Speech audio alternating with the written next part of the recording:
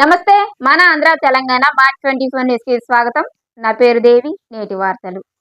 కాశీబుగ్గల విషాదం.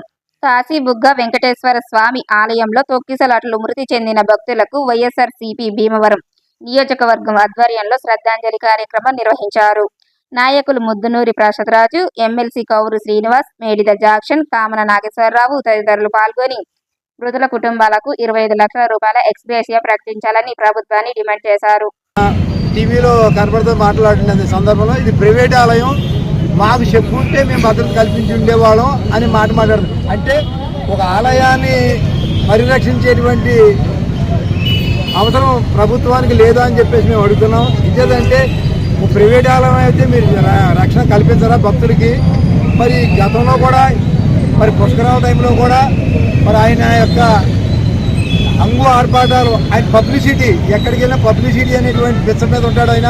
ఆ పబ్లిసిటీ అనేటువంటి విషయంలో మరి ఆయన గతంలో ఆ పుష్కరాలు స్నానం చేస్తూ ఉంటే ప్రజల మధ్యకి వచ్చి స్నానం చేయటుంటే అక్కడ కూడా సెక్యూరిటీ ఇబ్బంది అయ్యి మరి 20 మంది సరిపోతున్న విషయం మన అందరూ తెలిసిన విషయమే. అలాగే ఈ మధ్యకాలంలో సింహాచలంలో కానివ్వండి అనేక చోట్ల మరి ఈ భక్తులు ఈ రకంగా చనిపోతున్నా సరే పట్టించుకోకుండా ఈరోజు కూడా ఆయన సమర్థించుకుంటున్నారు.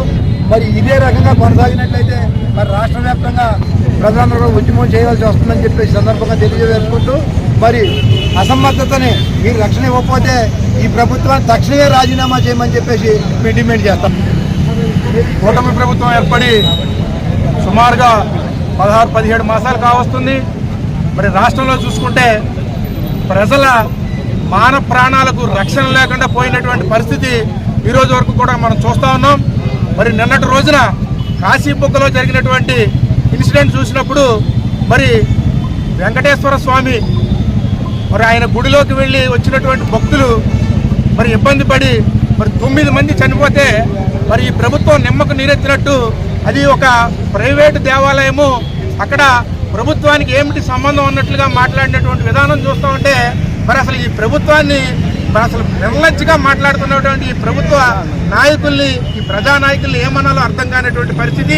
మరి రాష్ట్రంలో ఏ సంఘటన జరిగినా ఏదో రూపంలో ప్రభుత్వానికి సంబంధం లేనట్టుగా మాట్లాడినటువంటి విధానం, మరి అసమర్థులు మాత్రమే ఆ రకంగా మాట్లాడేటువంటి పరిస్థితి ఉంటుంది.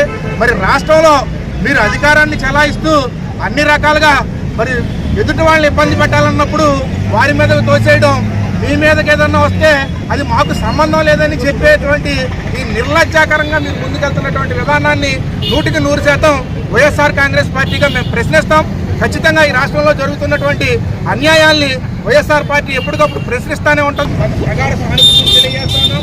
ఖచ్చితంగా ఇలాంటి ఇన్సిడెంట్ జరిగినప్పుడు పార్టీ తరఫున మరి ప్రభుత్వాన్ని ఇంట్లోనే ఉంటాం.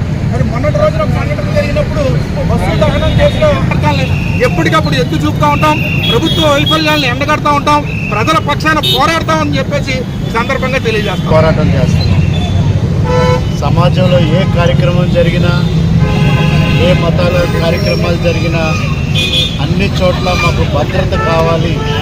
చంద్రబాబు నాయుడు గారు చెప్తారు, నేను అది సాధించాను, ఇది సాధించాను, అది ఆపాను, ఇది ఆపాను అన్నప్పుడు ప్రజల్లో జరిగే కార్యక్రమాల్లో కూడా సంరక్షణ అనేటువంటిది చాలా అవసరం. ఈరోజు వైఎస్ఆర్ కాంగ్రెస్ పార్టీ నుంచి ఈ చనిపోయిన వ్యక్తులకు మరి 25 లక్షలు కాంపన్సేషన్ కూడా మరి వైఎస్ఆర్ కాంగ్రెస్ పార్టీ నుంచి కోరుతున్నామని చెప్పి ప్రభుత్వాన్ని తెలియజేస్తూ ఉన్నాం. తీర్చుకోవడం కోసం గుడి దగ్గరికి వెళ్ళిన భక్తులకు కూడా రక్షణ కొరవైందని సందర్భంగా నేను తెలియజేస్తున్నాను. ఈ కూటమి ప్రభుత్వం వైఫల్యం వల్లే ఇలా జరిగిందని మేమందరం కూడా భావిస్తున్నాం. ఈ చంద్రబాబు నాయుడు గారికి ఎప్పుడు చూసినా కూడా ఆయన ఏదో రకంగా ఆయన వ్యక్తిగతంగా మాట్లాడుతున్నా తప్ప ప్రజల పక్షాన మాట్లాడేది ఎక్కడ కూడా ఉండదు.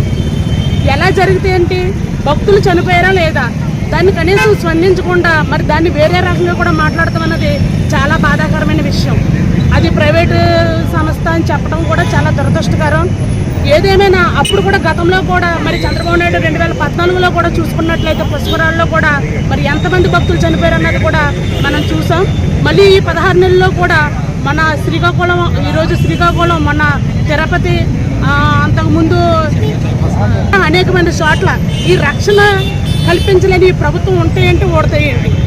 ఈ ప్రభుత్వాన్ని అర్జెంటుగా మేము అందరం కూడా డిమాండ్, ప్రజలందరూ కూడా కోరుకునేది ఏంటంటే ఈ ప్రభుత్వం ఈ కూటమి నాయకులందరినీ కూడా రాజీనామా చేసి కూర్చుంటే మరి ప్రజలకు రక్షణ కల్పించే ప్రభుత్వం కోరుకుంటున్నారు ప్రజలందరూ. నిజంగా రాజీనామా చేయాలని మా వైఎస్ఆర్ కాంగ్రెస్ పార్టీ నుంచి మేము అందరం కూడా డిమాండ్ చేస్తాం. జోహార్ కాశీబుగ్గ మృతులకు, జోహార్ కాశీబుగ్గ మృతులకు.